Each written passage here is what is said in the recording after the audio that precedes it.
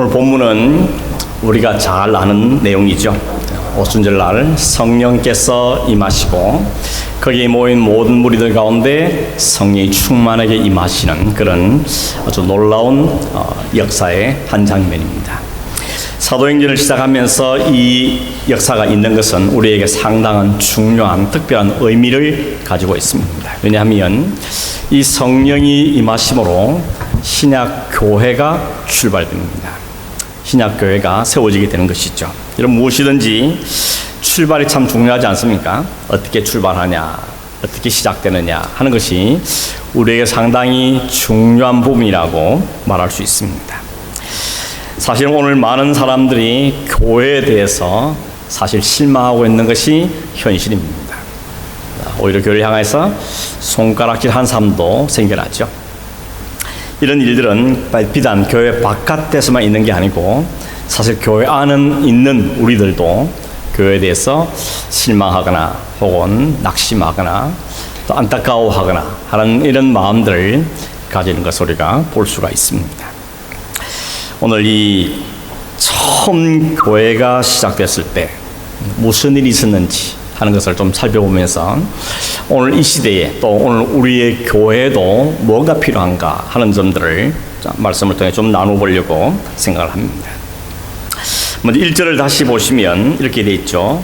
오순절 날이 이미 이름에 그들이 다 같이 한 곳에 모여 있더니, 여기 성령께서 언제 임하셨는지 그리고 어디에 임하셨는가 하는 것을 알 수가 있습니다. 언제입니까? 오순절 날.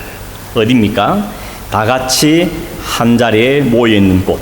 그곳이 우리는 마가의 다락방일 것이다, 이렇게 알고 있습니다. 우선 성령이 임하시는 그 날이 오순절 날이라고 밝히고 있죠. 오순절. 오순절이 무슨 날입니까? 헬라어로는 펜테코스테 이렇게 말하죠. 우리 흔히 펜타코스다 이렇게 불리는 날입니다. 한자로도 오순이라는 게 5오자 10순자입니다. 그러니까 5가 10번이다. 그러니까 똑같이 50이라는 이야기죠. 50이라는 이야기입니다. 50번째 되는 날이다, 이런 의미를 갖고 있는데, 어디서부터 50번째인가 하면 이스라엘 백성들이 출애굽하면서부터 지키기 시작한 절기가 6월절입니다. 6월절이 뭔지는 잘 아시죠? 애굽 땅을 출발하기 전날 밤에 온 애굽 땅에는 처음 태어난 걸 다 죽이는데, 그때 어린 양 피가 발려있는 그 집만 죽음의 사자들이 패스오버죠. 지나가는 것. 그날을 기념하는 게 6월절입니다. 6월이란 말이 넘어간다는 뜻이죠. 패스오버라는 뜻입니다. 그 6월절부터 시작해서 50일째 되는 날, 그날이 바로 오순절입니다. 그러니까 50일째 되는 날이다 말하는 것이죠. 이 오순절은 6월절, 오순절, 초막절, 이 세 가지는 유대인들이 지키는 3대 명절이죠. 이때가 되면 원근 각지에 살고 있는 유대인 남자들은 반드시 예루살렘 성전을 방문하고 거기서 예배에 참여하는 게 의무로 되어 있습니다. 그러다 보니까 이 명절일 때 되면 예루살렘은 사람들로 막 넘쳐나는 것이죠. 요세푸스의 글에 의하면 평상시에 한 30만쯤 되던 예루살렘이 이런 절기 때는 200만 명 가까이 모인다, 이렇게 기록한 걸 볼 수가 있습니다. 여러분, 그 예루살렘 안에 온 거리마다, 온 음식점마다, 온 여관마다 사람들로 차고 넘치는 거죠. 이제 완전 대목인 것입니다. 그런데 이 날은 다시 보면 예수님께서 십자가에서 죽으시고 부활하신 다음에 이 땅에 40일 계시고 예수님이 성천하신 다음에 열흘 만에 이 날이 임했습니다. 그러니까 역시 예수님의 부활 이후에 50일 되는 날에, 그날에 성령께서 임하셨다 하는 걸 알 수가 있습니다. 예수님이 성천하기 전에 제자들한테 마지막으로 부탁한 게 뭐였습니까? 얘들아, 이 예루살렘 떠나지 마라. 여기에 머물러 있으면서 아버지께서 약속하신 것을 기다리라 라고 말씀하셨습니다. 그 아버지가 약속한 게 뭡니까? 바로 성령이신 것이죠. 그러니까 제자들이 그 말씀에 순종해서 마가 다락방에 모여 있을 때 그때 성령께서 그들 가운데 임하셨음을 알 수 있습니다. 뭘 지금 말씀드리고 싶은가 하면 성령께서 임하신 그 일이 우연히 혹은 액시던트, 해프닝 이렇게 일어난 일이 아니고 이미 오래전부터 하나님께서 약속하셨고 계획하셨고 말씀하셨던 또 주님께서 컨펌하셨던 그 일이 그때에 이루어진 것이다 하는 걸 우리가 알 수가 있다는 이야기입니다.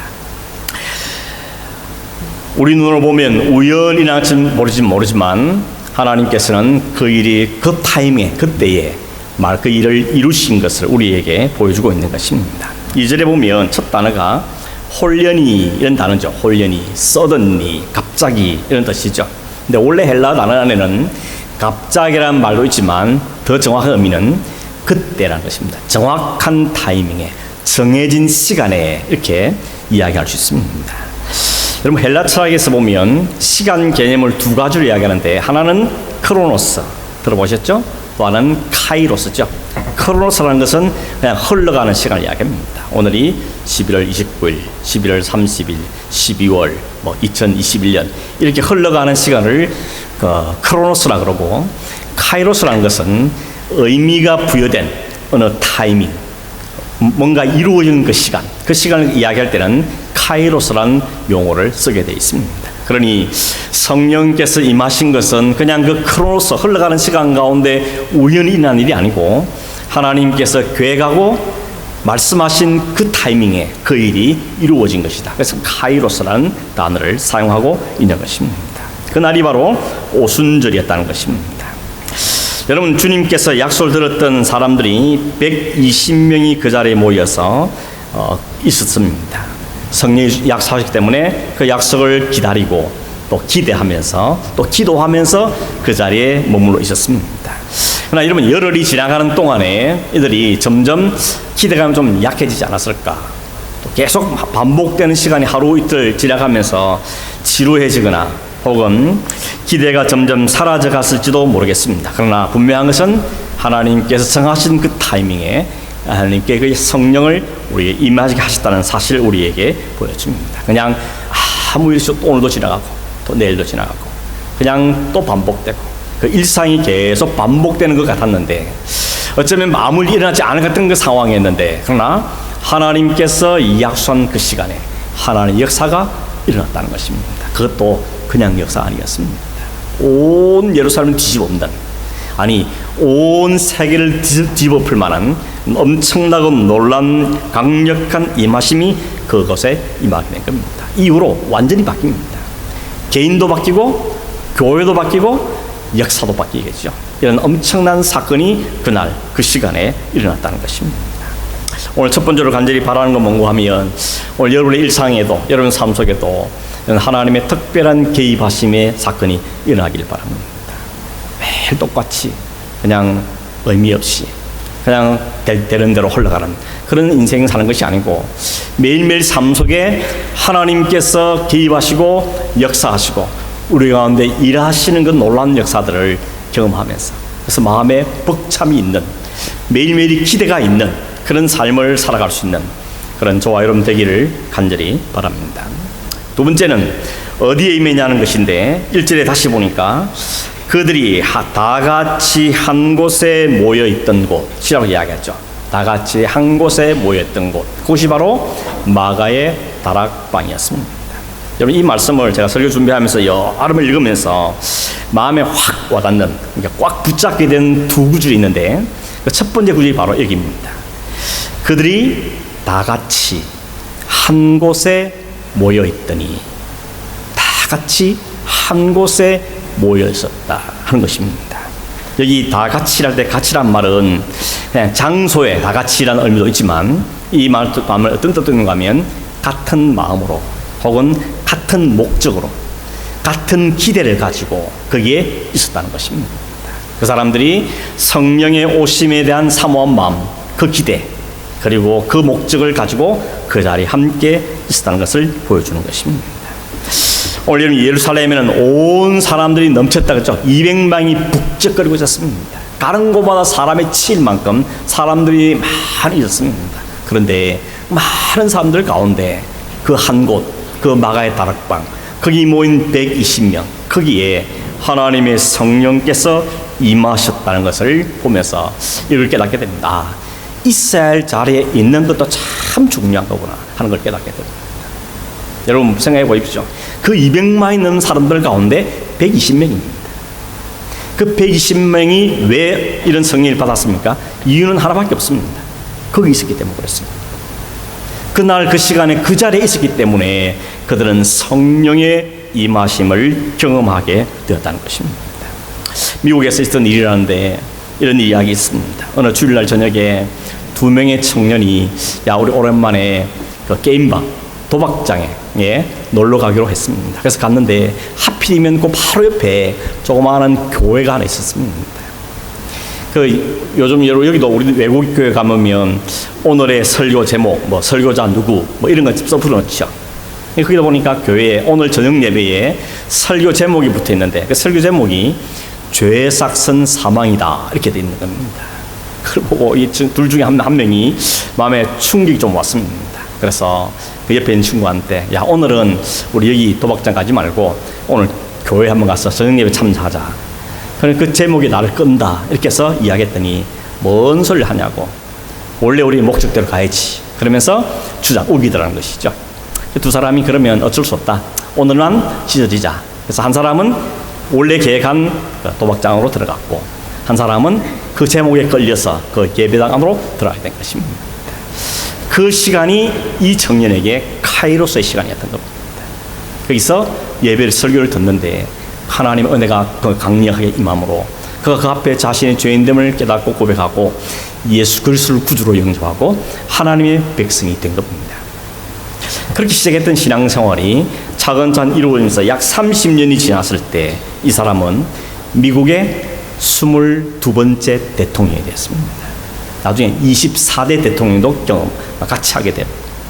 이 대통령의 이름이 보니까 클리브랜드라는 제22대 제24대 대통령이었다는 겁니다. 이분이 대통령에 취임하는 그날 같은 시간에 한 감옥 안에서 그 30년 전에 도박장에 갔던 그 청년, 그 사람이 감옥에 앉아서 자기 친구가 미국의 대통령이 되는 그 소식을 그 안에서 들으면서 땅을 치며 또 후회했다는 그런 이야기가 예화가 있습니다. 같은 시간에 어디에 있느냐 하는 것이 그 두 사람의 인생을 완전히 갈라놓은 것을 보면서 여러분 있어야 할 자리에 있는 것도 참 중요하다는 사실 다시 한번 우리가 기억했으면 좋겠습니다. 그날 마가 다락방에 있던 사람들은 한 사람도 빠짐없이 성령의 충만을 받았습니다. 아무 조건은 없습니다.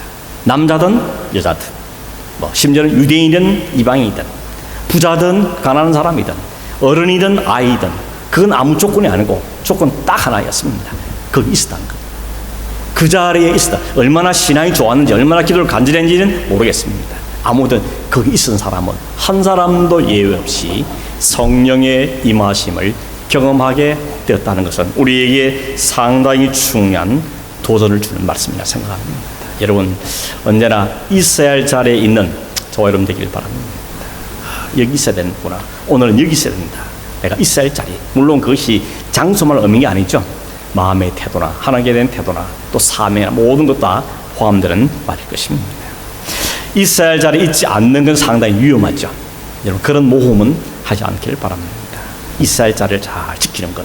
그것이 우리가 은혜를 입는 중요한 방법이구나 하는 것을 깨닫게 되는 것입니다. 세 번째로 성령께서 어떤 모양으로 오셨느냐 두 가지를 이야기하죠. 2절에는 홀련히 하늘로부터 급하고 강한 바람 같은 소리가 있어 그들이 앉은 온 집에 가득하여 급하고 강한 바람 같은 소리로 임했다는 거죠. 두 번째는 뭡니까? 3절에 마치 불의 혀처럼 갈라지는 것들이 그들에게 보여 각 사람 위에 하나씩 임하여 있더라.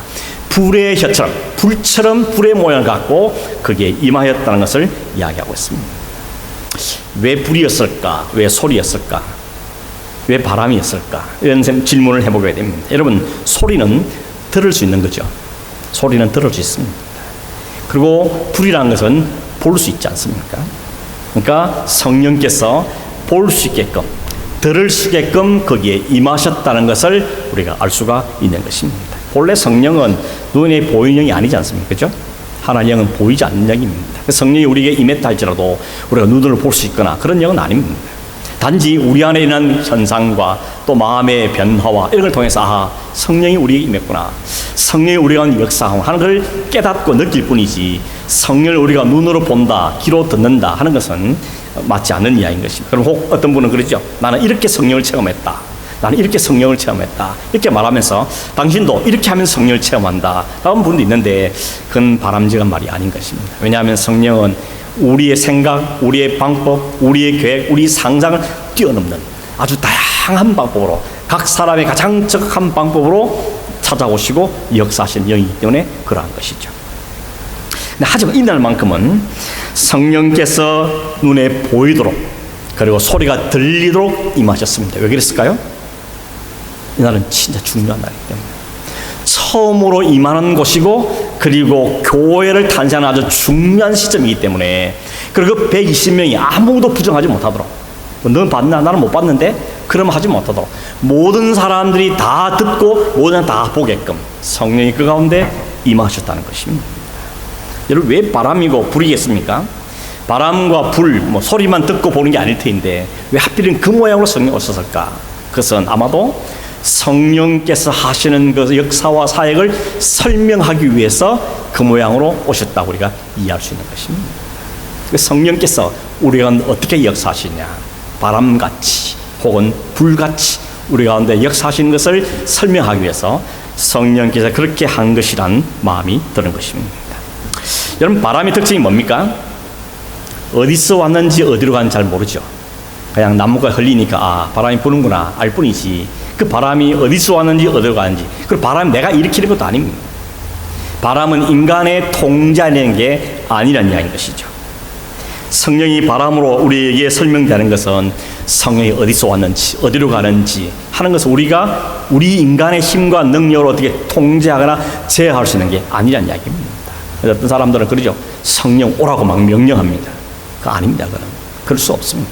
물론 우리가 사모할 수는 있죠. 성령이 내게 임하시고 나를 정하시고 기도하고 사모할 수 있지만 성령을 향해서 오늘 이 시간 임하라고 역사하라고 우리가 명령할 수는 없는 주들인 것입니다. 예수님도 니고데모에게 그랬죠.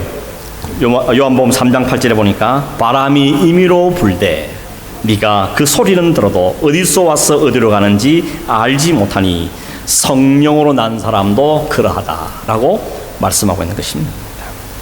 바람 불면 어떤 일이 벌어지죠? 우리 앞마당에 심어놓던 꽃씨가 바람에 실려서 옆집으로 넘어갑니다. 담 넘어가고 길 건너가서 거기도 꽃이 피고 씨가 맺히는 것을 보게 되십니다. 바람이 거세게 불면 여러분 불이 어떻습니까? 막 길을 넘어가죠. 산을 타 넘어갑니다. 추의 경계를 넘어갑니다. 바람의 모습은 경계를 넘어간다는 것입니다. 바운다리를 넘어가는 것이 성령의 역사라는 겁니다. 인종도 나라도 남녀도 모든 경계선을 뛰어넘게 역사하는 것이 성령의 역사라는 것이죠. 선교사님들이 한 번도 가보지 않았던 땅, 그곳상에서 가는 일이 생깁니다. 왜 그렇습니까? 성령의 바람을 탔기 때문에 그렇습니다. 성령께서 그 안에 바람으로 역사하셔서 한 번도 가보진 않았지만 부름받은 곳을 향해서 가는 일들이 일어나는 것이죠. 할 수 없던 일을 하게 하고 도저히 하기 싫은 일도 하게 만드는 일들이 성령의 바람이 우리 가운데 불어질 때 나타나는 현상들인 것입니다. 여러분, 성령이 역사하시면 한계를 뛰어넘게 만들죠. 나는 여자라서 안 되고, 나는 어려서 안 되고, 나의 나이가 많아서 안 되고, 나는 뭐서 안 되고, 이런 온갖 한계의 경계를 성령께서 역사하시되 그것을 뛰어넘게 하는 것입니다. 여러분, 초기에 한국에 선교사로 오신 분들을 보십시오. 대표적인 사람이 알렌, 언더우드, 아펜젤러 이런 선교사들이지 않습니까? 이런 분이 다 몇 살 때 온지 아십니까?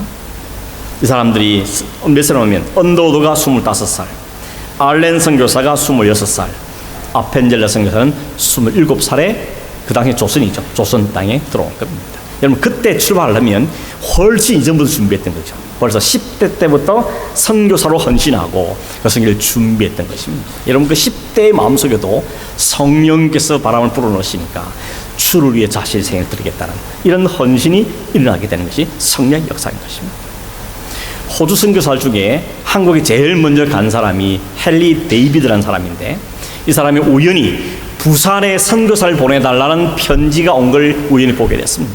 마음이 뜨거워졌습니다. 성령이 바람이 그 마음속에 역사했습니다. 그래서 내가 가야 되겠다 생각하고는 1889년도에 33살의 나이에 제물포 인천을 거쳐서 한국에 들어갑니다. 그리고 거기서 부산까지 걸어갑니다. 여행해서 가게 되죠. 그가 무려 1년이 걸렸는데 그 1년 후에 그는 천년두에 걸려서 순교를 하고 말았습니다. 채 피어보지 못한 꽃이 진 것이죠. 근데 여러분, 이런 역사가 어떻게 가능합니까? 들어보지도 않고 본 적도 없는 그 나라, 그 민족을 위해서 자신의 생애를 던지는 일들은 우리 안에 성령께서 바람같이 강력하게 역사할 때 나타난 현상이라는 겁니다.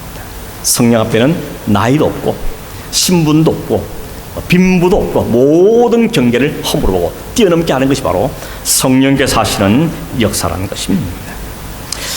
여러분, 우리는 언제나 한계에 가르쳐 살지 않습니다. 그러나 여러분, 성령은 우리의 한계를 뛰어넘게 하는 제자도 마찬가지입니다. 여러분, 성령이 오신 이 날 기점으로 그 이전과 그 이후의 제자들은 완전히 달라졌습니다. 그 개인의 삶도 완전히 달라질 뿐만 아니라 그의 헌신도 완전히 달라지죠. 그 제자들이 완전히 바뀌는 것을 봅니다. 우리 앞에 버티고 있는 모든 한계를 넘게 하는 것이 바로 성령의 역사죠. 여러분, 초기에 기독교가 핍박을 많이 받았습니다. 왜냐하면 유대주의, 율법주의, 영지주의 이런 이단들이 판을 쳤기 때문에 제자들이 그 앞에서 길을 못 폈습니다. 오히려 십자가 앞에 숨고 도망갔던 사람들이었습니다. 그런데 성령께서 임하심으로 그 안에 역사하심으로 이젠 그들이 그 마가다락방을 뛰쳐나가죠. 온 예루살렘을 뛰어다니고 그뿐만 아니라 온 유대와 사마리아와 땅끝까지 복음을 전해서 뛰쳐나가는 삶의 목적과 스타일이 완전히 달라지는 그런 엄청난 사건이 벌어지는데 그 기점이 어디냐? 성령이 그에게 임하시고 그들 가운데 바람 같은 강력한 역사를 일으키기 때문인 것을 성경은 우리에게 이야기해주고 있는 것입니다.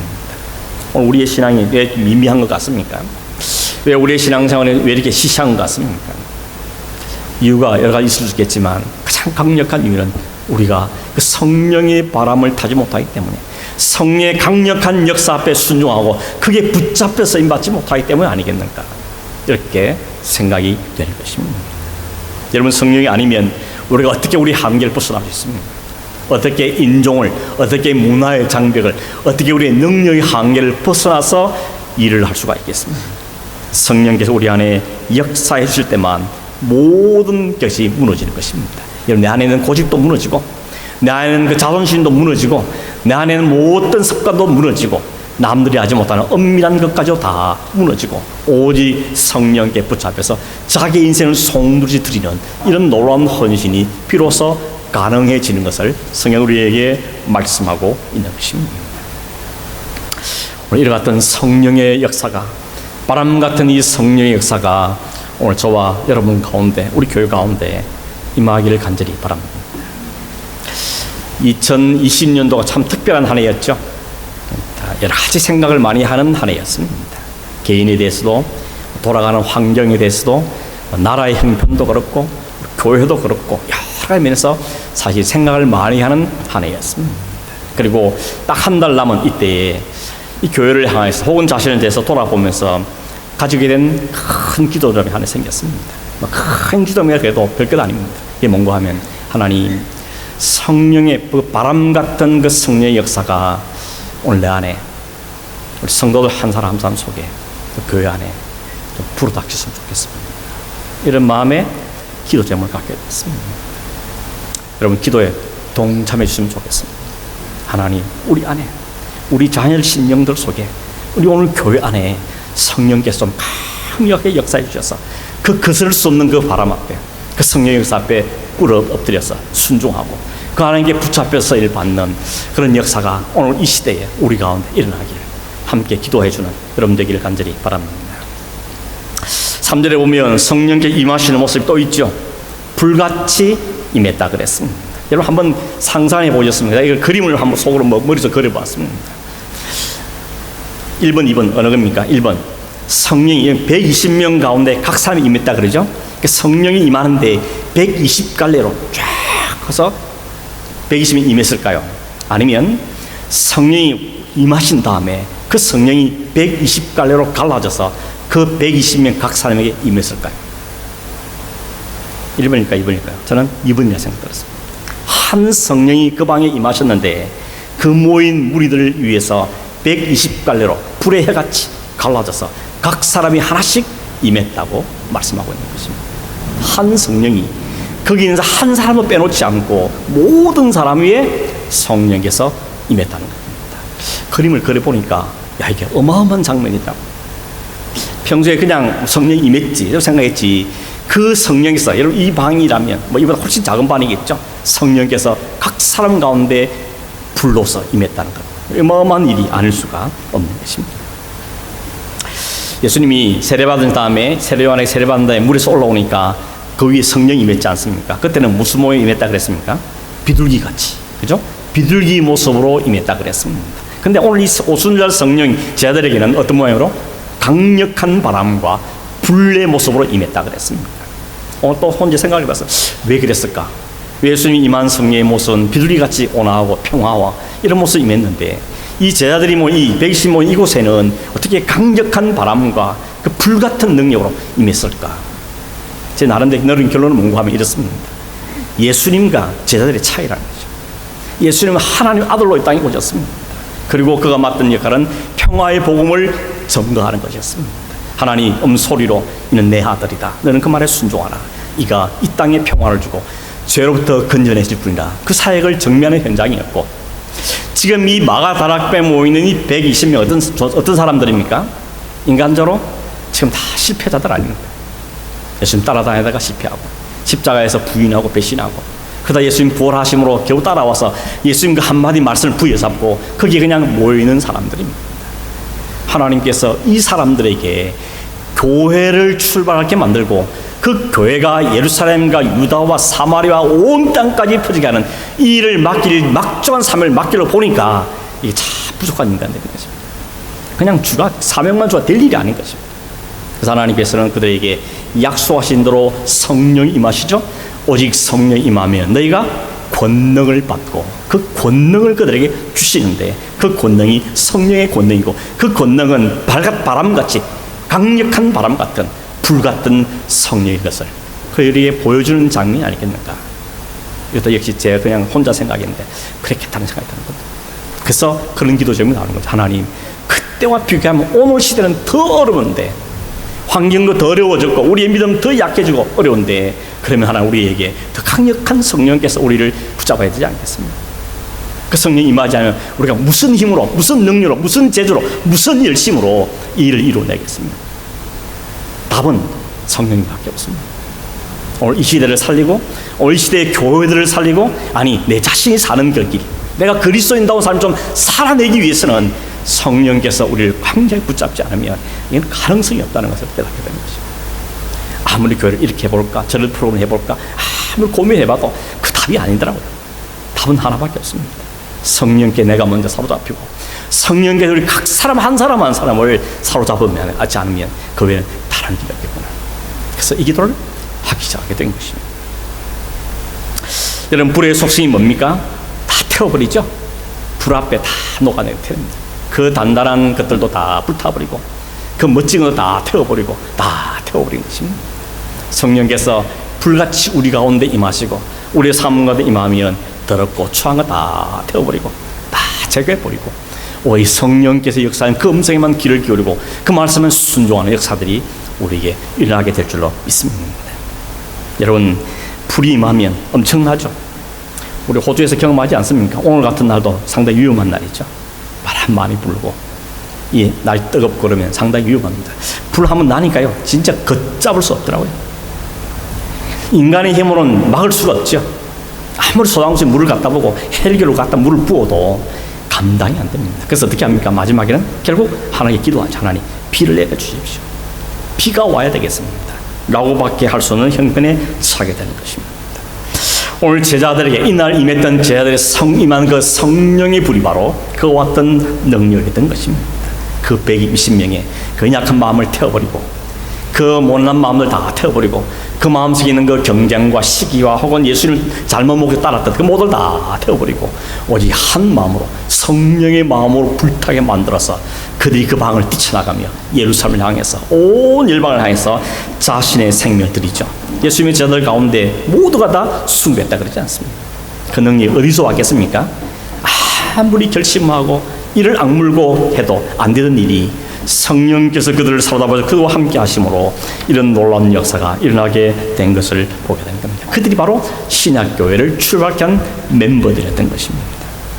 다양한 사람들이죠. 성격도 다르고 신분도 다르고 출신도 다르고 예수님 따르는 목적마저 달랐던 사람들이고 그 가운데는 예수님 부인했던 사람도 있고 다 있었는데 과거의 것은 묻지 않으시고 성령에게 모든 마음들을 묶어다가 성령의 불로 다 태우시고 그 안에 성령의 한 마음을 불어넣으시죠.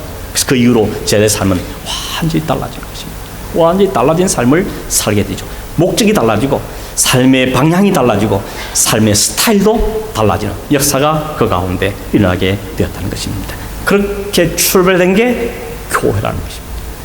그렇게 세워진 새로운 공동체가 교회였다는 것입니다.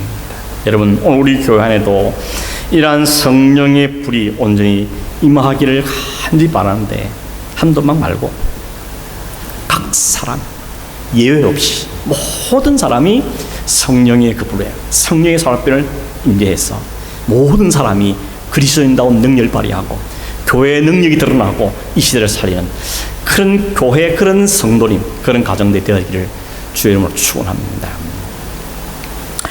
에스겔 30장에 보니까 마른 뼈가 가득한 골짜기에 그걸 환상을 보여주셨죠? 마른 뼈들만 뒷구는 곳에 하나님의 영이 거기에 임하니까 그 뼈들이 들어붙고 거기에 살이 오르고 힘줄이 생기고 가죽이 덮이고 그래서 살아나는데 그들이 큰 군대를 이뤘다고 이야기하죠. 큰 군대를 이뤘다고 했습니다. 오늘 이 땅에 있는 많은 교회들, 많은 성들이 아무리 많아도 마른 뼈와 같이 아무런 영향력을 끼치지 못하고 그 세상에 손가락을 당할 수 있는 이 교회들이 성령의 능력에 사로잡히고 성령이 임하시 역사하시면 우리가 다시 살아나고 군대를 이루어서 이 온 세상을 향하여서 이 초대교회, 처음교회 그랬던 것처럼 온 열방을 향하여서 이 사명을 감당하는 그런 놀라운 역사가 우리에게도 일어날 줄로 믿습니다. 믿으십니까 여러분? 우리 믿음 말고요, 하나님께서 성령께서 하시면 하면 되기 때문에 그 성령 하나님께 우리는 기도하며 구하게 되어지는 것입니다. 여러분, 불이 임하면 나타나는 특징이 뭡니까? 뜨거움이지 않습니까? 여러분, 성령의 은혜가 우리에게 임하면 가슴이 뜨거워지죠? 그 뜨거움이 열정으로 나오는 것입니다. 우리가 뭘 해도 열정이 있어야 되지 않습니까? 무슨 일을 하더라도 무슨 직업이든지 교회 무슨 직분이든지 열정 없이 하는 것은 너무 힘들죠. 내가 이거 왜 해야 되나? 내가 이 집 여기서 뭐 일을 해야 되나? 내가 왜 호주까지 와서 이렇게 생각하면 그 삶은 진짜 고달픔밖에 없는 겁니다. 그런데 그 안에 성령께서 우리 안에 뜨거움을 주시고 그 뜨거움을 가지고 우리에게 맡긴 사명을 바라보면 즐거움을 하는 거죠. 기쁨을 하게 되는 것입니다. 여러분, 교회를 섬기며 혹은 가정에서 무슨 일을 하든지 간에 그 패션이 있기를 바랍니다. 열정이 있기를 바랍니다. 제가 그래서 저를 생각해 보니까 다른 건 잘 모르겠지만 그래도 말씀에 대한 열정을 내게 주신 것에 너무 감사했습니다. 다른 건 잘 모르겠고 부족한 게 많겠지만 그래도 하나님 말씀을 연구하고 공부하고 말씀 전한 일에 대한 열정은 내게 좀 있다는 것을 알고는 너무 감사하게 생각하는 것입니다. 열정만 갖고는 되는 거 아니겠죠. 하나님이 도와주셔야 돼요. 모든 환경을 도와주고 그 열정이 잘 불살라지도록 하나님께 역사해 주는 게 우리에게 필요한 것입니다. 이 더운 날도 여러분, 저 골프장 가면 골프 치는 사람 있잖아요. 이 더운데, 이 땡볕에 그 열정을 꺾을 수가 없는 거죠. 이 더운 날에도 바닷가 가면 낚싯대를 들이고 온 사람이 있는 겁니다. 그 낚시에 대한 열정인 것이죠. 여러분, 열정 앞에 이겨낼 수가 없죠. 그런데 성령께서 하시는 일이 우리 안에 열정을 일으키는 것입니다. 하나님에 대한 열정, 말씀에 대한 열정, 가정에 대한 열정, 혹은 교회를 향한 열정, 이 패션을 우리에게 일으키는 것이 바로 성령의 역사인 것이죠. 그 제자들이 그 열정 때문에 거기를 뛰쳐나간 거 아니겠습니까? 거기를 뛰쳐나가서 자기에 맡긴 사명을 감당하는 것을 보게 되는 것입니다. 여러분, 성령이 붙잡히니까 위기가 아니라 기회가 되는 걸 보죠. 왜 위기가 되고 어떤 사람은 기회가 됩니까? 그걸 감당할 능력이 부어지면 그게 기회가 되는데 그 능력이 없으면 그거는 위기가 되는 것이죠. 문제는 우리가 다 다 있는 건데 그걸 위기로 삼을 거냐 기회로 삼을 거냐. 그래서 우리에게 능력이 있으면 이게 차이 것이죠. 성령께 우리에게 능력을 주셔서 감당할 능력을 주셔서 모든 위기가 오히려 기회가 바꾸시는 그 은혜가 우리의 있기를 간절히 바랍니다. 사도 바울이 그랬죠. 내게 능력 주신 자 안에서 내가 모든 것을 할 수 있는 일. 그 모든 게 뭐죠? 앞에 보니까 내가 배고프거나 배부르거나 궁핍하거나 줄이거나 혹은 배부르거나 어떤 형편의 채수도 내가 이 모든 걸 감당해낼 수 있다고 이야기하는 거죠. 왜냐니까 내 안에 계신 성령께서 나를 이끌어 가시기 때문에 그 능력을 내게 주셨기 때문에 내가 이 모든 상황에서도 치우치지 않고 기죽지 않고 이 삶을 감당할 수 있다고 바울이 당당하게 외쳤던 것을 보게 되는 것입니다. 여러분 성령 받은 다음에 제자들의 반응이 어떻습니까? 두 가지만 생각하면 첫째는 뭔가 하면 다른 언어를 말하기 시작했다 그러죠. 다른 언어, other language, other tongue입니다. 우리가 방언이다 이렇게 말하는데 왜 성령이 임했을 때 제일 첫 번째 나타나는 현상이 다른 언어였을까요? 다른 은사도 많은데 왜 이것을 주었을까? 그것은 주님께서 말씀하신 사도행전 1장 8절 약속의 말씀을 성취하게 했습니다. 오직 성령이 너에게 임하며 너희가 권능을 받고 뭐 한다 그러죠? 온 예루살렘과 온 유대와 사마리아 땅 끝까지 이르러 내 증인이 될 것이다. 성령이 임하신 가장 궁극적인 목적이 어디냐 그러죠? 우리가 정인된 삶을 살게 하기 위해서라는 겁니다.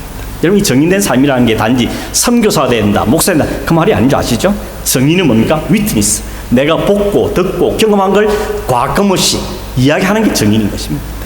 너희가 성령의 충만을 입고 너희 삶 가운데서 너희 직장에서 너희 만나는 사람 가운데 그리스도를 드러내는 정인의 삶을 살기 위해서 성령이 주었다는 것입니다. 근데 이때는 상황이 좀 다르죠.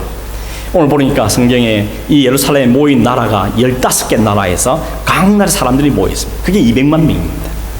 그 15개 나라를 대충 분류해 보니까 한쪽에는 저기 인도, 이라크, 이란 이 지역, 어떤 데는 아프리카 지역, 어떤 데는 터키 지역, 어떤 데는 로마 지역, 아라비아 지역 여러 나라에서 온 사람들이 거기 모여 있습니다. 당시 공통어는 아람어입니다. 근데 자기 나라 말도 있는 거죠. 오늘 우리가 대부분 영어로 공통으로 사용하지만 각 나라 말이 다 있는 것처럼 그런 거죠. 여러 나라에 온 사람들에게 하나님의 복음을 선포하기 위해서 필요했던 것은 다른 언어였던 겁니다.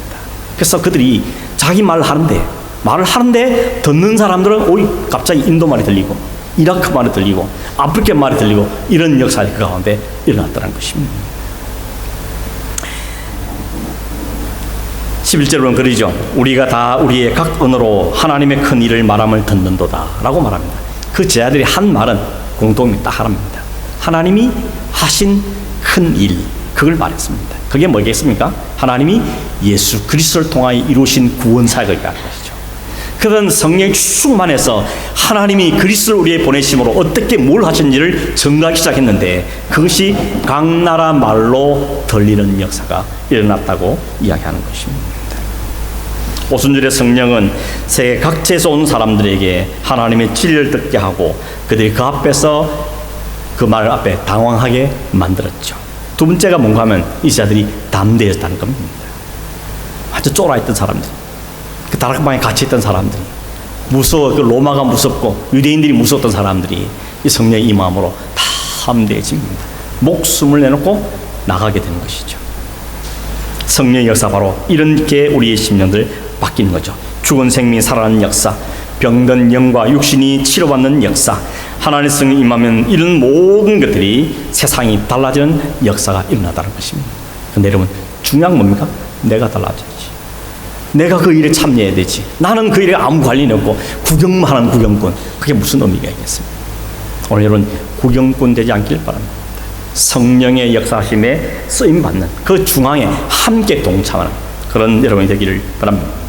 말씀을 맺겠습니다. 여러분 오늘 이 시대의 교회, 이 시대의 그리스도인들에 가장 필요한 게 뭐겠습니까? 처음 교회가 어떻게 시작됐는지 처음 교회가 시작할 때로 돌아가 보니까 답이 하나더라는 겁니다. 성령께서 우리 가운데 역사해 주셔야 되는구나.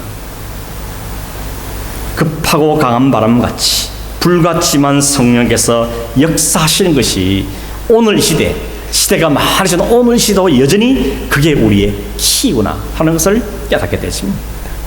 성령의 역사하시니 교회가 출발하고 교회가 능력 있게 변화되어지고 제자들이 담대한 사람이 되어지고 그리스도의 향기를 드러내는 삶을 살고 자기 생명을 다해서 그리스도를 사는 이런 전혀 예기치 못했던 이 놀라운 일들이 그렇게 자연스럽게 열매로 나타나더라는 것입니다. 여러분, 오늘 이 시대에 오늘 우리 교회 가운데 이러한 성령의 역사가 일어나기를 함께 사모하고 기대하고 기도하는 그런 저와 여러분 되기를 간절히 바랍니다. 여러분, 성령께서 이미 오셨어요. 그렇죠? 이때 온 것이 아니라 이미 성령께서 제자들 마음속에 예수 그리스도를 구주로 고백하는 성령이 이미 임재하셨습니다. 우리가 성령이 아니고는 그리스도를 구주로 고백하지 못합니다. 그럼 오늘 이 자리에 우리 모두가 그리스도를 구주로 고백한다면 성령이 이미 우리 안에 있는 건 맞습니다. 그런데 오늘 이 성령, 어떤 모습의 성령입니까? 우리를 구원하는 성령뿐 아니라 우리로 하여금 그리스도인답게, 교회답게 영향력 있는 삶을 살게 하는 능력의 성령을 우리에게 이야기해주고 있는 것입니다. 성령을 더 이미 구원받은 여러분, 그냥 여기서 만족할 일이 아닌 것이죠. 그냥 매일매일 그냥 똑같이 그냥 흘러가고 2020년, 2021년, 10년, 교회 다닌 지 10년, 20년 이렇게 흘러갈 것이 아니지 않습니까? 우리 인생은 유한하고 정해져 있는데 그래서 좀 사는 듯이 살는, 좀 그리스도인다운 영향을 좀 드러내서 사는, 또 다른 사람들이 놀라고 당황스럽고 심히 조롱하는 이런 역사들이 오늘 이 시대는 왜 일어나면 안 되는 겁니까? 왜 오늘 나에게는 그런 일이 일어나면 안 되는 겁니까? 오늘 우리 교회는 왜 그런 역사에 동참하면 안 되는 거겠습니까? 답은 하나인 것 같습니다. 우리 모두가 엎드리고 정말 한 곳에 모여서 각자 위치에서 성령의 충만을 경험하는 것밖에 다른 길이 없는 것 같습니다. 그래서 여러분, 이 한 달 동안 이 집중도 다른 기도 일단 놔두고 집중 이를 위해서 기도해야 되겠다는 마음을 저 안에 주셨습니다. 오늘 말씀 나누는 것은 여러분들 우리 같이 기도하자는 겁니다. 같이 오늘 내가 사는 길이고 이게 우리 장인이 사는 길이고 이게 우리 교회가 사는 길이고 이 시대가 사는 길인데 나라가 사는 길도 이렇게밖에 없는 걸 알기 때문에 여러분 다시 우리가 이 성령을 사모하고 그 은혜에 붙잡혀서 야, 내가 이렇게 바뀔 줄 몰랐는데, 이 교회가 이렇게 쓰임받을 줄 몰랐는데 사람들이 놀라며 세상이 놀라는 그런 역사의 주인공으로 세워지는 저런 되기를 주님으로 축원합니다.